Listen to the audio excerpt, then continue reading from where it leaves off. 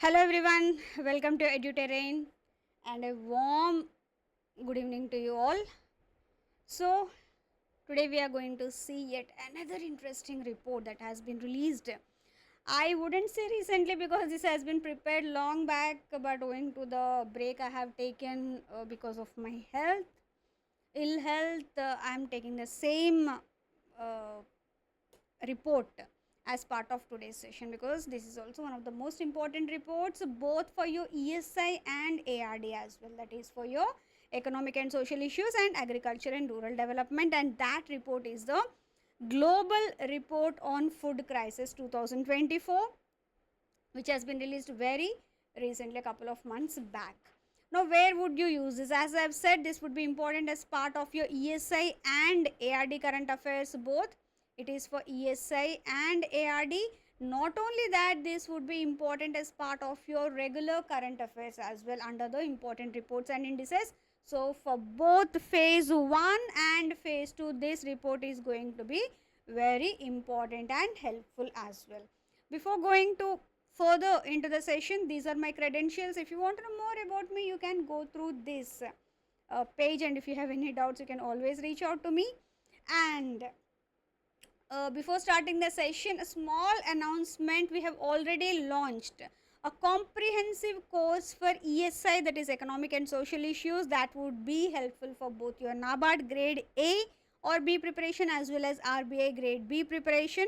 So it is ESI comprehensive course which is only for 1500 and rupees 1500, and this would be valid for 1 year. And what are the deliverables of this course?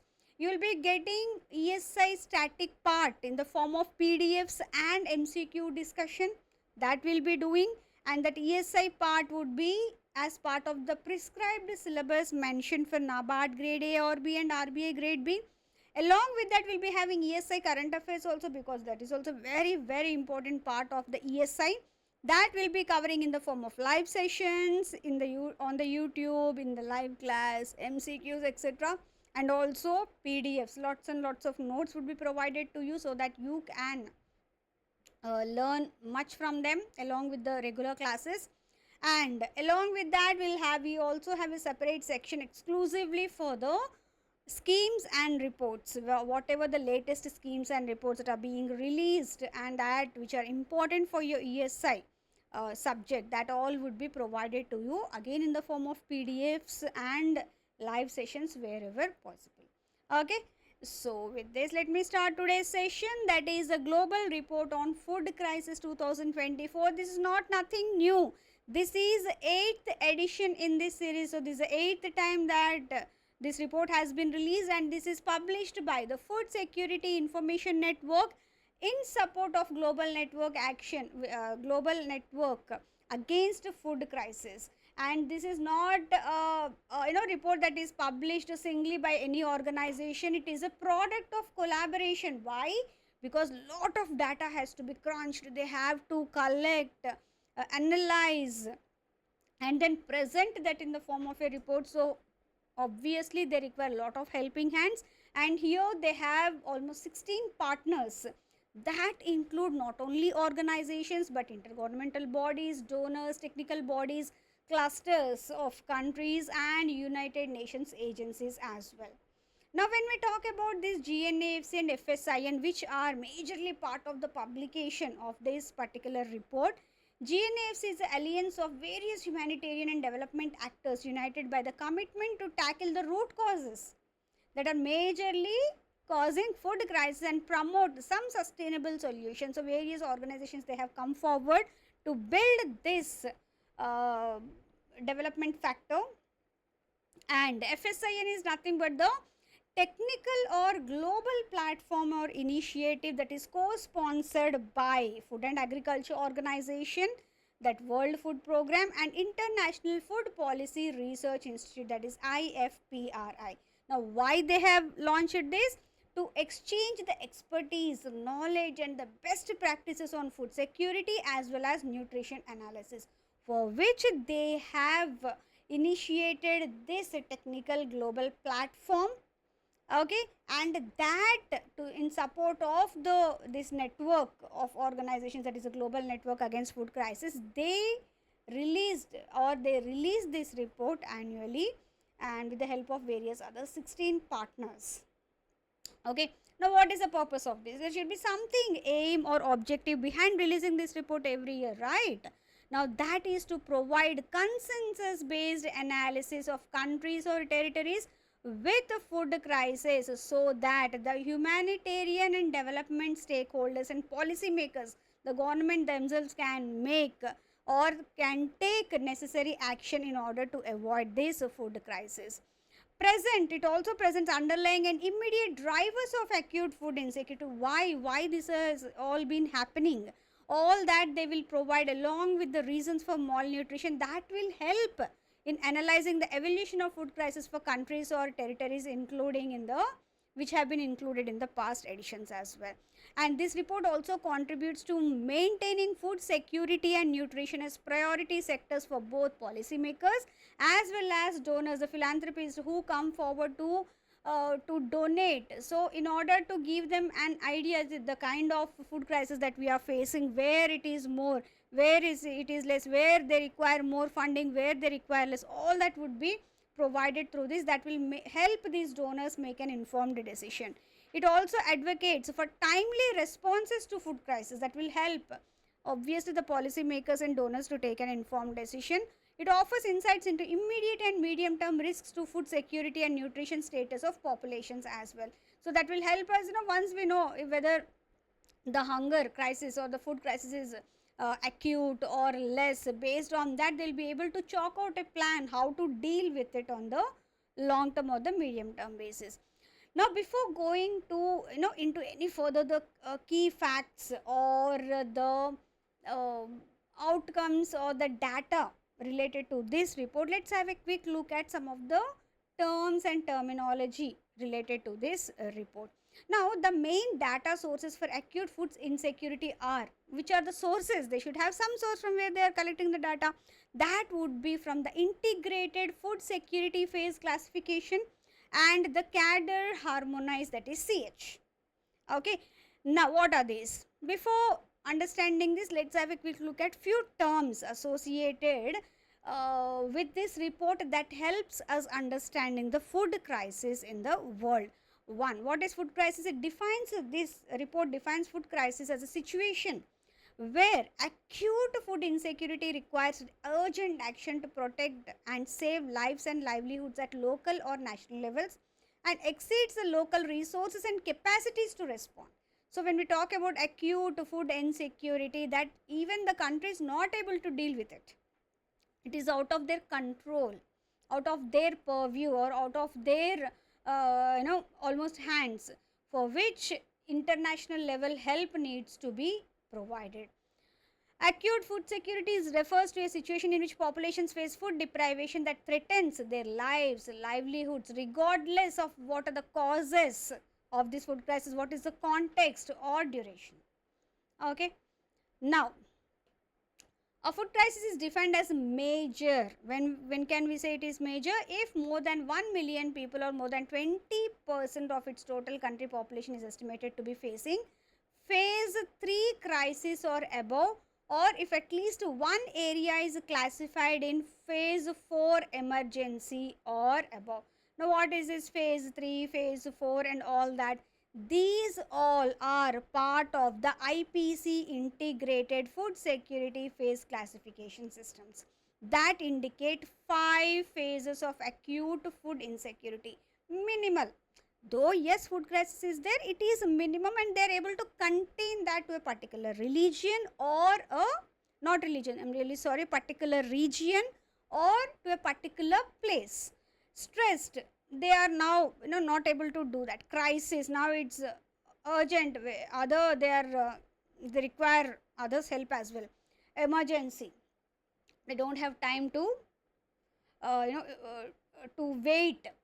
Catastrophe, now when famine kind of situation occurs, catastrophe would be declared. So these are the 5 phases. When phase 3 or above, what is the phase 3 here? In this case it is crisis.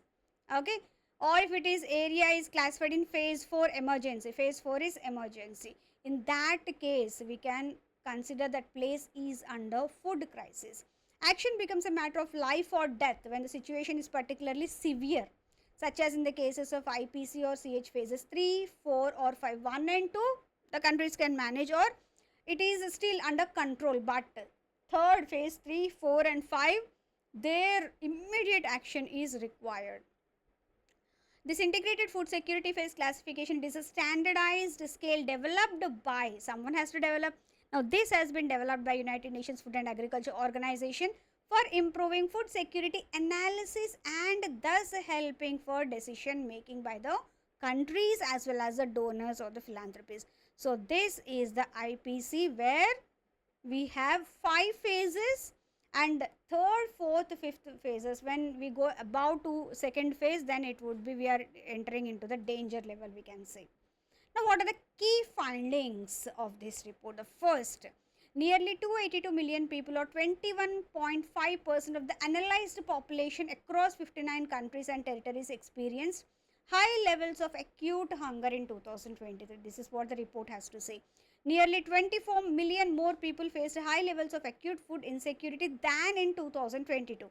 So it seems from 2022, rather than the people who are experiencing acute food insecurity, that has increased by 24 millions, with 1 in 5 people assessed requiring critical urgent action. That is, they can be put under phase 3, 4 or 5 of IPC.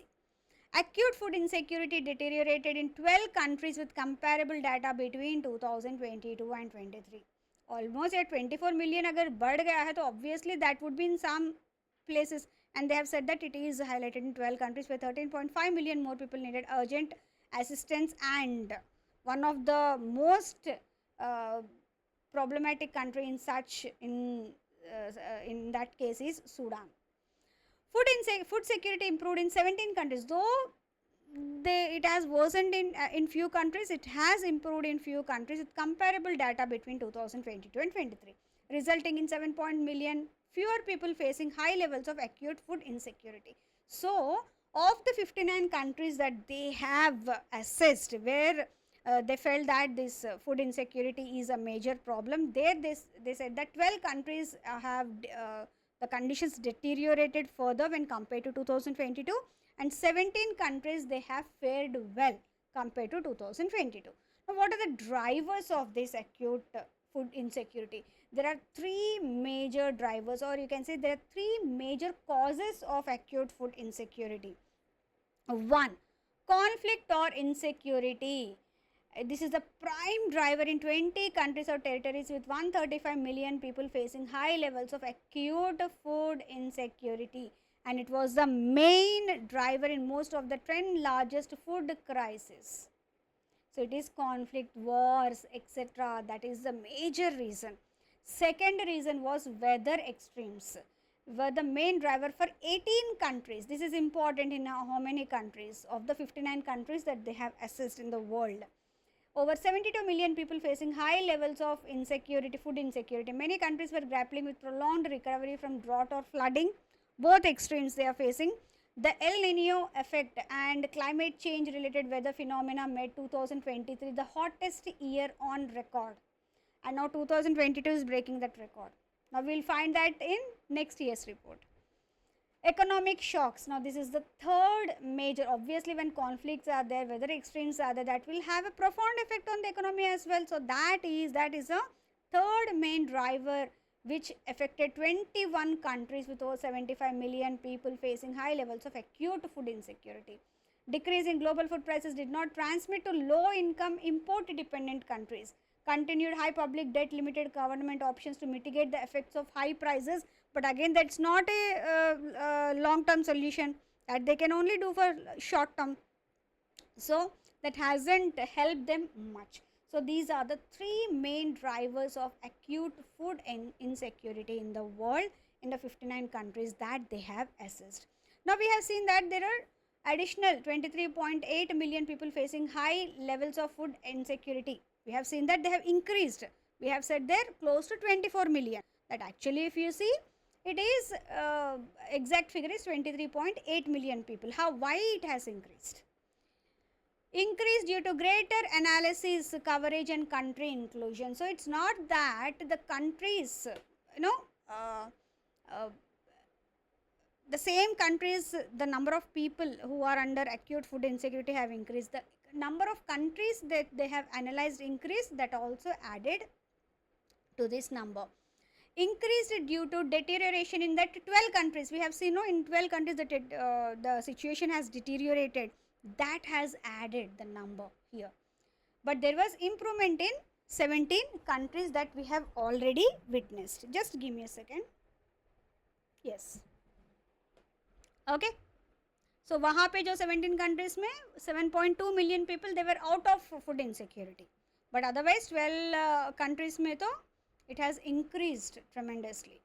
Okay, so all these are the reasons. These are the three main. All these क्या है? इसमें तीन main reasons है. Why the number has increased from by 23.8 million from 2022 to 2023. These are the three main reasons. अगर कोई question आ गया, what are the main reasons for the increase of the number of people facing high level food insecurity? These are the three reasons. Once the report has included more number of countries this year. Two, in the situation in 12 countries has deteriorated, that has added more number to this, though there is a decrease or improvement in 17 countries. Okay. Now, over 36 million people in 39 countries or territories faced emergency like situation. Of that, more than third of them are in Sudan and Afghanistan itself. So the worst hit countries when it comes to the high level of food insecurity, which are in phase 4 emergency situation, catastrophic situation से बस एक ही कदम पीछे है. There comes Sudan and Afghanistan. Around 165.5 million people in 41 countries or territories faced crisis. Third phase में है. Around 292 million people in 40 countries faced stressed. That is phase 2 में है. We have already seen 5 phases of IPC or CH. That is the same thing that we have seen here. The number of forcibly displaced people reached 90 million in the 59 countries or territories, the highest in 8 years of this report, showing the high correlation between displacement and acute food insecurity. Obviously, the first reason that we have seen why this food crisis is happening, why this high level of food insecurity, that is because of displacement, and that too because of wars, etc. Sudan became the world's biggest internal displacement crisis. Over 36 million children under 5 years old were acutely malnourished in 32 food crisis countries, with data of whom nearly 10 million had severe acute malnutrition. Some 60% of these children were in the 10 largest food crisis countries, and the top 2 such countries are Sudan and Afghanistan. See, the food crisis escalated alarmingly in conflict hotspots in 2023. What are those hotspots? Notably Palestine, Gaza Strip and the Sudan. Gaza Strip became the most severe food crisis in IPC and GRFC history itself.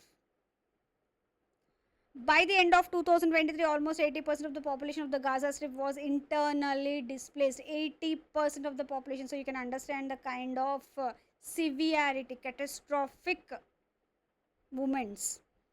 And when we talk about projections, the population projected to face catastrophe, the highest level of IPC or CH phase 5, and that is about 0.7 million. Us 0.7 million, maybe 0.6 million of them are in Palestine, Gaza Strip.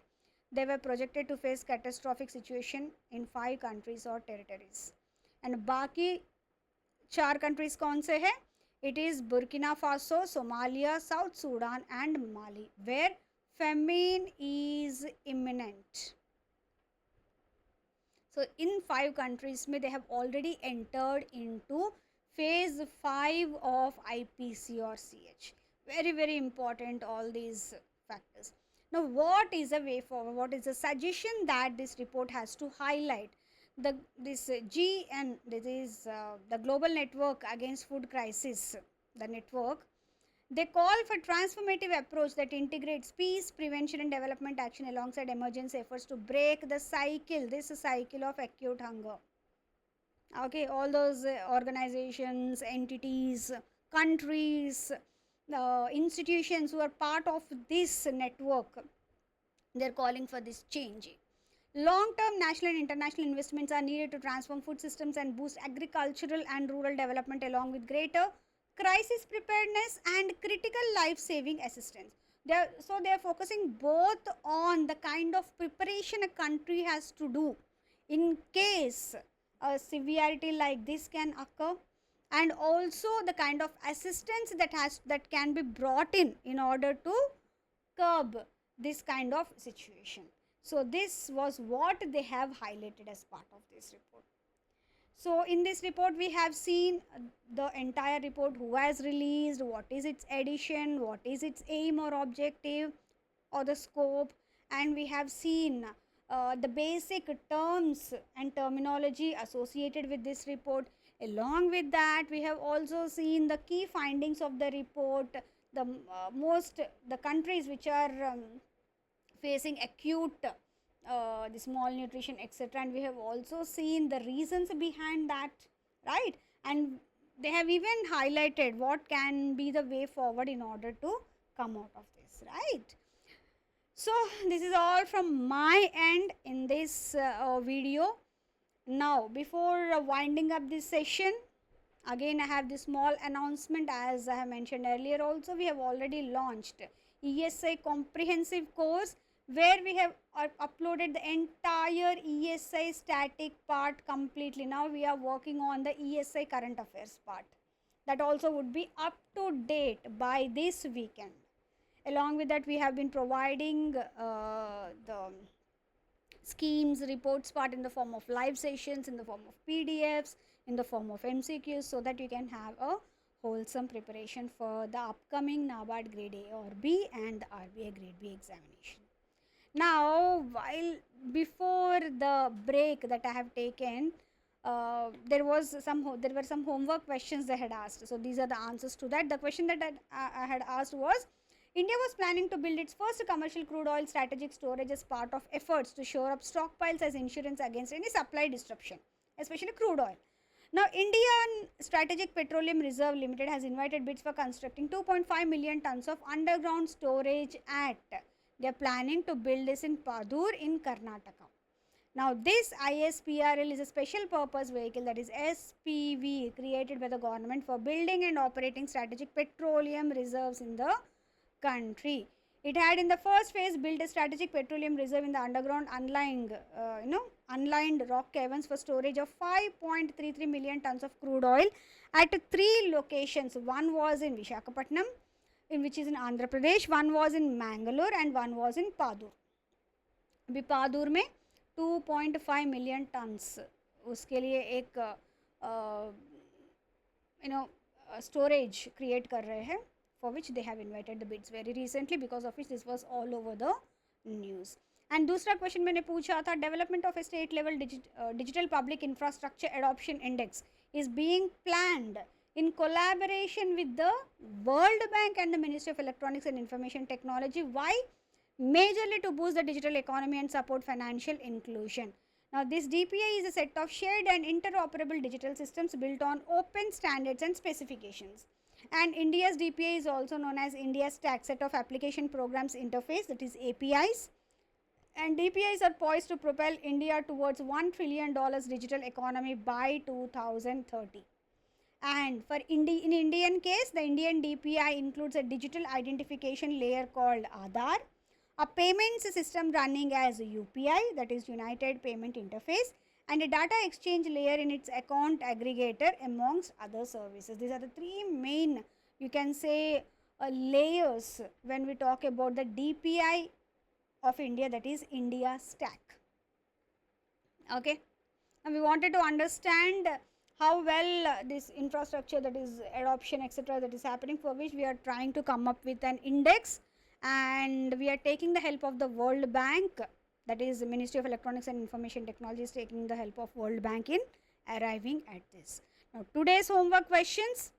Scientists at one of these have developed a sustainable hydrogel to remove microplastics from water, addressing the global issue of plastic pollution. The hydrogel made up of unique polymer network can bind and degrade microplastics using UV light irradiation. This is the first question for which you have to give me the answer. The second question is, who has been appointed as the nodal center for ISRO's Space Science and Technology Awareness Training Program aimed at nurturing aspiring scientists and engineers in the field of space science and technology. The START program, conceptualized by ISRO, provides an introductory online platform covering various areas of space science research that can help the youth to to understand more about space science, that will help them to make an informed decision if they want to take it as a career. Okay. Yes, now which is a nodal center for this particular initiative of ISRO, that is START program. So this is all from my end. See you all in the next video. Since this is being premiered, if you have any queries, you can always ask me in the comment section, or you can reach out to me through any of the social media handles like your Telegram app, WhatsApp, through any way. Thank you very much once again. Have a great day ahead. Please take good care of yourself. Bye bye.